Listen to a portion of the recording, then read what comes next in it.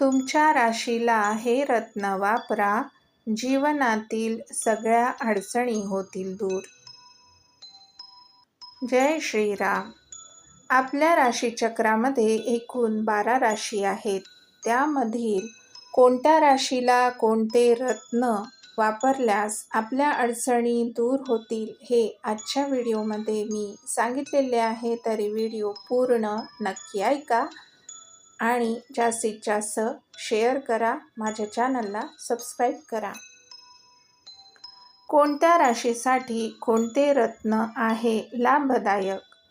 रत्न घालणाऱ्यांना या गोष्टीची असावी माहिती. रत्नाचे एकूण 3 प्रकार आहेत. ते पुढीलप्रमाणे: प्राण्यांच्या शरीरापासून मिळणारे गजमुक्त, कोरल इत्यादी रत्ने, वनस्पती रत्ने म्हणजे